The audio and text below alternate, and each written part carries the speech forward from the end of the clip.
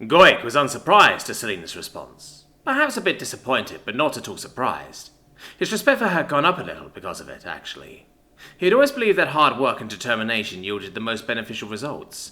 During the phone conversation, she said she would do the work on Koru if he provided the parts. Additionally, she would do a full-service package and rebuild if he could provide her with the parts, more coffee beans, and human-made do-it-yourself guy for preparation of said beans. It was a most reasonable exchange. The literature was child's play to acquire. However, the beans were substantially more difficult and would require certain bribes and concessions. Overall, cheaper than trying to go to someone else whom could do such things. If Selena would continue to request such a toxic organic product, as he suspected she would, he knew it would be prudent to find an easier means of procurement.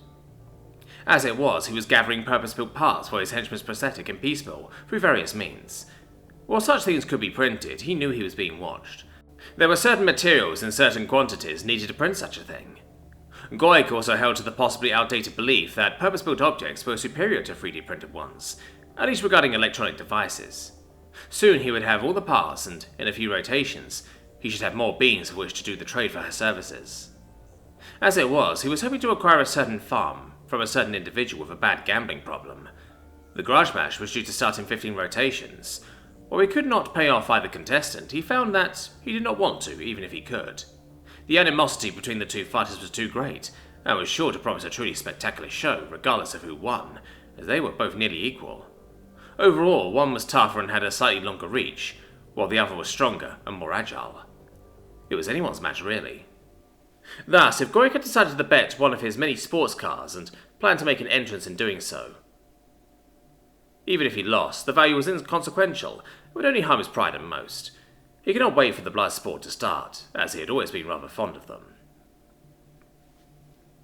Selena was riding an orbital elevator for the first time in her life, and was pressed up against one of the few windows that enabled sight beyond the 4 uniform walls. There were lots of beings on this particular ride up to the orbital ring, lots of Mipots and a few Nimians, though nothing else. She was utterly amazed at how quickly the elevator was moving. 10 minutes and she was already seeing full curvature, and in perhaps another 5, she would see the entire planet as a circle against the black backdrop of space. There was only one other individual whom shared her awestruck reaction with her. A small Nimian child. "When I get big and strong, I'll be an enforcer," the small child had said without prompting. "I'll keep everyone safe, like my mum does." Selena's translator was having a difficult time with the small child's mispronunciation of everything. Perhaps the child had a speech impediment. Such things were common with humans. "I'm glad," she found herself saying, as she's got it down to his level to speak to the small kid properly. "What will you do with the bad beans you catch?" "Easy," the kid said with a grand smile. "The court will decide, and you only get them." Before she could inquire further, the kid had been called away by its parents with a small wave of an apology. Selena did not mind. Really, she liked kids. In fact, she wanted a few of her own. However, such things would have to wait. She was still in the very prime of her life, since medical sorcery had extended the average human lifespan to around 200 years. One was not considered middle-aged until around age 122. The current Terran record for oldest human to ever live was 237. At a mere 33 years old, she had plenty of life and youth left to her discretion. It was not long, however, until the elevator arrived to the inner ring train levels. Not quite certain where to go, she paid for a transit pass, which allowed her free access on transportation on the ring for a single planetary rotation. With her laptop and related equipment stowed away into a bag with a side strap, and wearing her only nice business skirt and matching shirt with a bra that actually hid her piercings, she had the air of a woman on a mission. Having tidied up her hair a bit, she left all the beadwork alone. As possibly the only human in the entire system, she could say the beadwork was a cultural thing, and not be judged by it like how some places on Earth still did.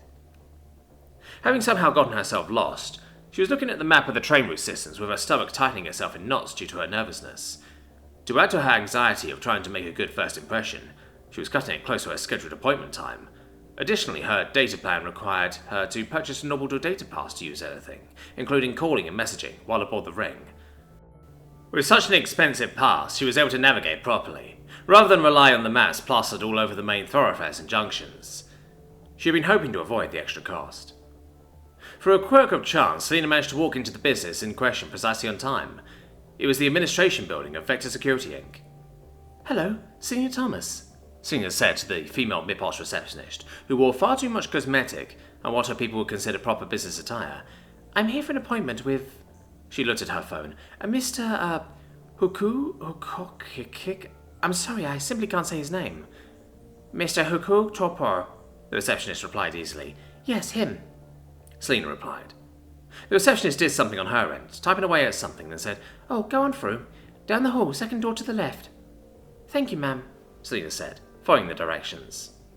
She entered a small waiting room and saw tuxes in some kind of expensive red material, worn like a toga from ancient Rome, the clasp gaudy, ostentatious, and made of some kind of transparent silvery material. The other being was one she had not yet encountered, and would now yield if her memory was correct. She was uncertain of its gender, or even if it had one. However, the creature had a hard, transparent crystalline outer layer, and semi-transparent internal organs and skeletal structure. It was a bizarre mixture of a meshed endo- and exoskeletal system. Its endoskeleton seemed to have a mirrored quality to it, creating peculiar and disjointed optical illusions. "I'd like you to take a look at Orphix's prosthetic." The tuxes, Huku said to Selina a moment after she entered. "Sure, but I've never worked on a Manal Leo before. I'm uncertain what their baseline is, however I'll do it and let you know what my insights are," Selina replied. "Very well. It is my fault for neglecting to inform you of your patient. I saw the prosthetic you made for Bluff by chance, and I let myself get carried away. Forgive me," he said, and continued. "Take all the time you need, and if you require anything, feel free to let my receptionist Norg know. If you'll excuse me." With that, Rikuku left them with Now Yil and Selina alone. "Let's see what we can find out," Selina said, as she started to hook up her laptop to the prosthetic arm and begin an analysis routine. The analysis took a long time. During the process, Selina learned that the Manal Yil, Orphagrix, was employed with the company as an armed guard, to whom paid Vector's rates. Currently, he was stationed to guard a high-end electronics plaza. At least he would, had his prosthetic been working properly. Orphagrix had stated that it had been needing more frequent and extensive repairs, which he had told his boss did not make sense, and that he wanted a secondary opinion, per their work employment contract. As chance would happen, Huku had seen Bluff's new shiny chrome alloy prosthetic while waiting for a train, and had asked where she had gotten such an eye-catching prosthetic, and so that brought his tale to the here and now.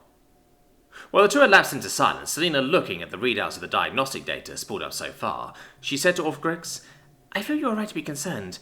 I can't say anything for your, connecting interface, but I can say that the prosthetic itself has bad code. What I mean is that whoever did the programming did so in such a way as to leave you with worse than true wear and tear, making you go to them to get it fixed and corrected. We're not exactly illegal with the prosthetic laws here in Mokpu, absolutely ethically immoral in my opinion." "Can you fix it?" Orphagrix asked. "I wish," Selina said sadly. "From what I can see, and my program needs some more time to finish, the problem is also in your wetware. If it were up to me, I'd build you a new everything and melt what you have down to scrap. As it is, you may have a legal claim against whoever did this with the wetware interface system only. Wakru considers that, at least, a medical procedure. Beyond that, there's nothing else that can be done. Even if you get a new prosthetic, with that wetware interface, it'll corrupt the new limb. At least I think it will." "That's a lot to take in," he said. "I'll need a lawyer, I think." "Oh, most definitely," Selina agreed. "I'll give you all the data I can gather. I absolutely despise beings who do this."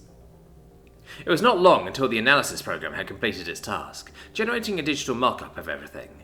As a show of goodwill, Selina had given them both copies of the raw diagnostic data, as well as the digital mock-up, not even asking for anything from the lawsuit, even if they should win.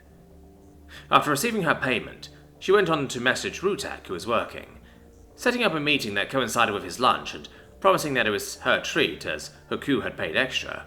She was on her way. While she knew she was not supposed to be messaging Rutak while he was working, the two of them were text messaging each other relatively promptly. If Selina had been paying a bit more attention to what was around her, she may have potentially noticed something was wrong. There was only darkness, as a spaceport security-grade neural scrambler was pressed against her.